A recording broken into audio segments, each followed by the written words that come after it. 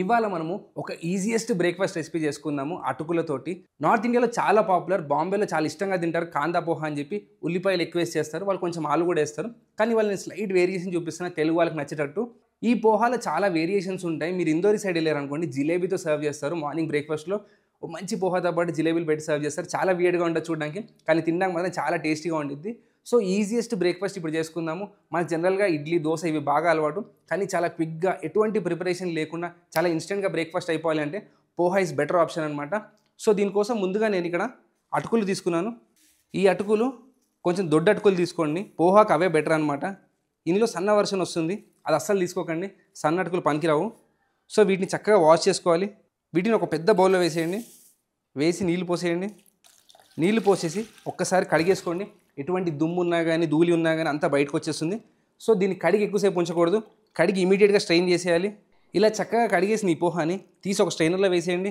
కడిగి ఇలా స్ట్రైనర్లో పెట్టుకోవడం వల్ల ఆ పోహా ఎంత నీళ్ళు కావాలో అంత నీళ్ళు తాగుతుంది, దానిపైన దుమ్మంతా వెళ్ళిపోతుంది. ఎక్కువసేపు నానబెట్టడానికి ట్రై చేయకండి, జస్ట్ కడుగుతాం కదా నీళ్ళు పోసి, ఆ కడిగే టైంలోనే దానికి ఎన్ని నీళ్ళు కావాలో అన్ని నీళ్ళు పీల్చేసుకుని ఇస్తుంది. సో దీన్ని పక్కన పెట్టేసుకొని ఇప్పుడు తాలింపు వేసుకుందాము. ఇది లిటరల్గా చెప్పాలి అంటే మనకు ఒకలాంటి పులిహార అనమాట. మనం పులిహారలో అన్నం ఉడకబెట్టుకుంటాము, కానీ ఈ పోహాని జస్ట్ కడిగితే ఇన్స్టెంట్గా రెడీ అయిపోతుంది ఒక్క నిమిషంలో. సో ఇప్పుడు దీన్ని తాలింపు వేసుకుందాం. ప్యాన్లో ఒక 2 స్పూన్లంత నూనె, నూనెలో ఆవాలు, జీలకర్ర, సోంఫ్, పల్లీలు వేసిన తర్వాత పల్లీలు మంచిగా వేగి పటాపటా అని పేలాలన్నమాట. సో పల్లీలు కంపల్సరీగా వేగాలి, పల్లీలు వేయకపోతే పోహా మజా రాదు. నేను బాంబేలో ఒక 3-4 మంత్స్ ఉన్నాను, అప్పుడు ఎవ్రీడే మార్నింగ్ బ్రేక్ఫాస్ట్లో కానీ ఈవినింగ్ స్నాక్లో కానీ కంపల్సరీ పెట్టేవాళ్ళు ఈ పోహా. సో ఆ స్టైల్లోనే చూపిస్తున్నాను. మీకు కావాలి అనుకుంటే మన పులిహార స్టైల్లో రెగ్యులర్గా వేసి ఎండుమిరపకాయలు, మినపప్పు, శనగపప్పు అన్నీ వేసి చేసుకోవచ్చు, కానీ నేను ఏది తిన్నానో అదే చూపిస్తున్నాను మీకు. సో ఇలా ఈ పల్లీల్ని పటపటాన్ని పేలేంత వరకు వేయించండి. పల్లీలు వేగిన తర్వాత దీంట్లో కరివేపాకు, పచ్చిమిరకాయలు, కరివేపాకు వేగిన తర్వాత దీంట్లో ఉల్లిపాయలు. దీంట్లో ఇంకో వర్షన్ ఉండేది కాందా పోహా అని చెప్పి, దాంట్లో అటుకులు ఎన్ని తీసుకుంటారో ఉల్లిపాయలు కూడా అన్ని తీసుకుంటారు.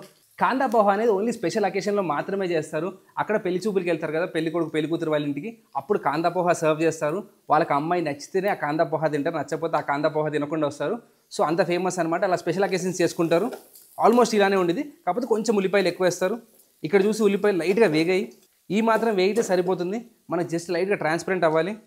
ఇందులో పసుపు, అలానే టొమాటోస్, ఒక చిన్న టొమాటోని చాప్ చేసి వేసేసుకోండి. ఇప్పుడు ఇందులో కొంచెం ఉప్పు. అటుకులకి అయితే పర్లేదు, కానీ మురమరాల్లో చాలా వాటికి సాల్ట్ కోటెడ్ వస్తాయన్నమాట, సాల్టెడ్ మురమరాలు అని చెప్పి అంటారు. సో చూసుకొని వేసుకోండి మీరు ఒకవేళ మురమరాలు వాడితే. ఇప్పుడు ఈ టొమాటోలు కూడా లైట్గా మగ్గిపోవాలి. మగ్గిపోయిన తర్వాత దీంట్లో అటుకులు వేసుకుందాం. ఇలా టొమాటోలు మగ్గిన తర్వాత దీంట్లో కొత్తిమీర ఫైన్గా చాప్ చేసేసుకోండి. ఇప్పుడు ఇందులో మనం కడిగి పెట్టుకున్న అటుకులు అనమాట, ఈ అటుకులు కూడా వేసేసి స్లోగా టాస్ చేసేయండి. చూడండి అటుకుల్లో మనకి పల్లీలు ఎబండెంట్గా కనిపిస్తున్నాయి. సో ఈ పోహాకి టేస్ట్ ఇచ్చేదే పల్లీలు అనమాట. సో పల్లీలు అస్సలు కకృతి చేయకండి. అటుకులు వేసిన తర్వాత కంపల్సరీగా ఒక్కసారి ఉప్పు చెక్ చేసుకోవాలి,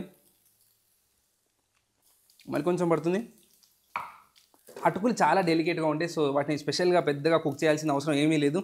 ఒక్కసారి వేసి కలిపేసి బంద్ చేసిన తర్వాత మూత పెట్టారనుకోండి, 2 మినిట్స్లో అవి స్టీమ్ అయిపోయి పర్ఫెక్ట్గా రెడీ ఉంటాయి. దీంట్లో కొంచెం పంచదార వేసుకోవాలి, ఎందుకంటే దీంట్లో మనం తర్వాత నిమ్మకాయ వేసుకుంటాం, ఆల్రెడీ టొమాటో వేసాము. జస్ట్ ఆ స్వీట్నెస్ బ్యాలెన్స్ చేయడానికి.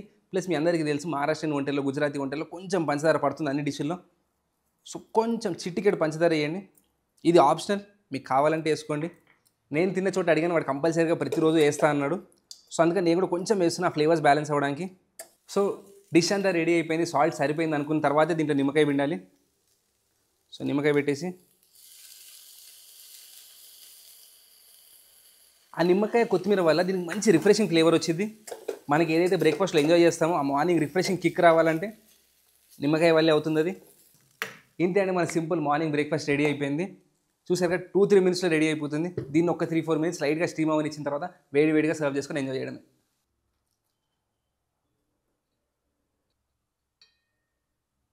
మార్నింగ్ ఇలాంటి వెదర్లో ఇట్లాంటి రిఫ్రెషింగ్ బ్రేక్ఫాస్ట్ తింటే ఇంకా మీ ఎనర్జీని ఎవడు ఆపలేడు. The most tastiest things are the most simplest things అంటారు. అంటే చాలా ఈజీగా చేసేవి చాలా టేస్టీగా ఉంటాయి అంటారు. ఎక్కువ మసాలాలు వేసి ఎక్కువ ఇంగ్రీడియంట్స్ వేసేదానికంటే ఈ పోహా ఉప్మా అలాంటిది అనమాట. చాలా ఫాస్ట్గా, చాలా క్విక్గా, లిటరల్గా 5 నిమిషాల్లో అయిపోతుంది, కానీ అద్భుతమైన టేస్ట్. చెప్పాను కదా, కొంచెం ఆ సోంపు వేయడం వల్ల మహారాష్ట్రియన్ ఫ్లేవర్స్లో కంపల్సరీగా సోంపు ఉండిద్ది. కొంచెం వేసుకోండి, you will feel the difference. పల్లీలు మాత్రం నెక్స్ట్ లెవెల్ ఉన్నాయి. తప్పకుండా ట్రై చేయండి, సింపుల్ డిష్ని.